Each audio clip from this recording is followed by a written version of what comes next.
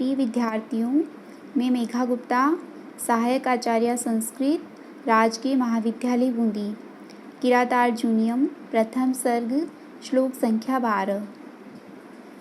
दुर्योधन के उपाय कौशल का वर्णन करते हुए वनेचर प्रस्तुत पद्य में उसके साम प्रयोग और दान के विषय में महाराज युधिष्ठिर से निवेदन करते हुए कहता है,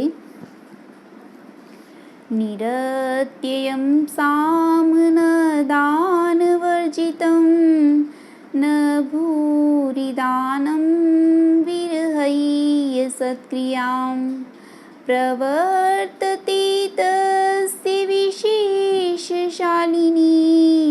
गुणानुरोधेन विना न सत्क्रिया।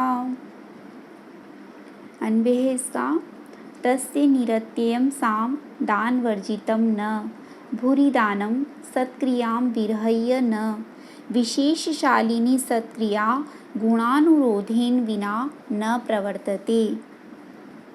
तस्य सर्वनाम शब्द है, दुर्योधन के लिए आया है। तस्य उसका, उस दुर्योधन का, निरत्ययम् नास्ति अत्यय यस्य तत् निरत्ययम्। निरत्ययम् का पदच्छेद है निर उपसर्ग प्लस अत्ययम्। अत्यय शब्द मृत्यु, दोष, अपराध, समाप्ति, अवसान, अतिक्रमण, आक्रमण इत्यादि अर्थों में प्रयुक्त होता है। यहाँ पर यह अपराध, दोष अर्थ को सूचित कर रहा है। तो निरत्ययम् का अर्थ है निरपराध, निर्दोष, निष्कलंक, निष्प्रिय, पाखंड रहित, छल शून्य, निर्बाध इत्यादि। साम सो धातु से मनिन प्रत्यय होकर नपुंसक लिंग में सामन शब्द निष्पन्न होता है, जिसकी प्रथमा विभक्ति एक वचन का रूप है साम। मधुर वाणी, प्रशंसात्मक वाक्य, मृदु वचन इत्यादि अर्थ में साम का प्रयोग किया जाता है। राजनीति शास्त्र में शत्रुओं को वश में करने के जो 4 उपाय कहे जाते हैं वे हैं साम, दान, भेद और दंड। इस उपाय चतुष्टय में अन्यतम, प्रथम, शांतिदायक और मृदु उपाय है साम। महर्षि मनु भी कहते हैं, सामादीनाम उपायानाम चतुर्णामपि पंडिता साम दंडो प्रशंसन्ति नित्यं राष्ट्राभिवृद्धये।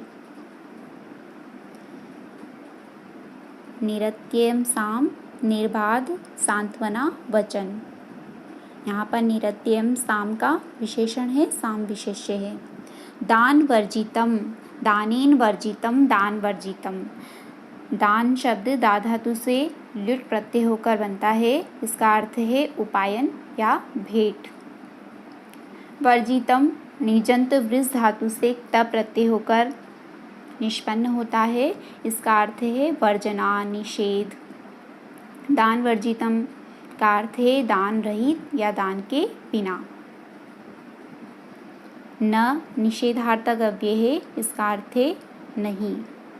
तस्य उस दुर्योधन का, निरत्ययम् साम निर्बाध या छल शून्य सांत्वना वचन, दान वर्जितम दान के बिना न नहीं होता।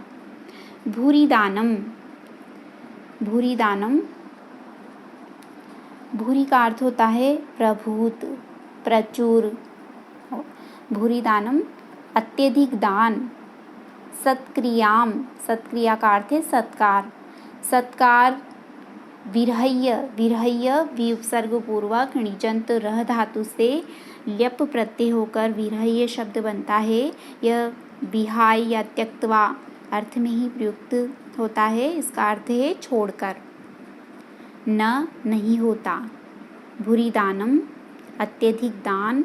सत्क्रियाम विरहय्य सत्कार को छोड़कर, सत्कार के बिना न नहीं होता।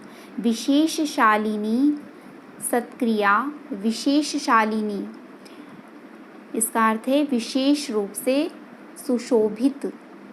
विशेषेण शालते इति विशेषशालिनी उपपद समास है। विशेष शब्द पूर्वक शाल धातु से णिनी प्रत्यय और स्त्रीलिंग में ङि प्रत्यय होकर विशेषशालिनी शब्द बनता है। यह सत्क्रिया का विशेषण है। विशेषशालिनी सत्क्रिया अर्थात विशिष्ट सत्कार गुणानुरोधेन गुणेषु अनुरोधः इति गुणानुरोध तेन गुणानुरोधेन। गुणानुरोध का अर्थ है गुणानुराग, गुण गौरव। बिना का अर्थ है बिना। यहाँ पर पृथक बिना नानाभिः तृतीया अन्यतरस्याम सूत्र से बिना के योग में गुणानुरोध शब्द में तृतीया विभक्ति का प्रयोग हुआ है। गुणानुरोधेन बिना, गुण गौरव के बिना न नहीं प्रवर्तते प्रवृत्त होता है। प्रवर्तते क्रियापद है। प्रउपसर्ग पूर्वक वृत्त धातु से रट लकार प्रथम पुरुष एकवचन में प्रवर्तते पद बनता है। यहाँ पर प्रवर्तते ये जो क्रिया है इसके 3 कर्ता है। प्रथम है साम, द्वितीय है भूरिदानम और तृतीय है विशेषशालिनी सत्क्रिया। साम का विशेषण है निरत्ययम और सत्क्रिया का है विशेषशालिनी। तस्य उस दुर्योधन का निरत्ययम साम निर्बाध या छल शून्य सांत्वना वचन दान वर्जितम न प्रवर्तते। दान वर्जितम दान के बिना न प्रवर्तते प्रवृत्त नहीं होता है। यहाँ पर जो प्रवर्तते क्रिया है इसका अन्वय इसके तीनों कर्ताओं के साथ होगा। उस दुर्योधन का निर्बाध सांत्वना वचन दान के बिना प्रवृत्त नहीं होता है, क्योंकि लोभी स्वभाव वाले दुष्ट जनों का हृदयावर्जन शुष्क प्रिय वाक्यों द्वारा सर्वथा दुष्कर होता है। कहा भी गया है लुब्ध मर्थेन ग्रहणीयात् साधु मंजली कर्मणा मूर्ख छंदानुरोधेन तत्वार्थेन च पंडितम इति। भूरिदानम अत्यधिक दान सत्क्रियाम विरहय्य सत्कार के बिना न प्रवर्तते प्रवृत्त नहीं होता। दुर्योधन का दान भी सत्कार पूर्वक ही होता है, क्योंकि आदर के अभाव में दान निष्फल माना जाता है। विशेषशालिनी सत्क्रिया और उसका विशिष्ट सत्कार गुणानुरोधेन बिना, गुण गौरव के बिना न प्रवर्तते प्रवृत्त नहीं होता है। केवल गुणी जन ही दुर्योधन के इस विशिष्ट सम्मान के पात्र होते हैं, क्योंकि वह गुणग्राहक शासक है। अतः सामादि उपाय चतुष्टय के प्रयोग में दुर्योधन अत्यंत निष्णात है, निपुण है।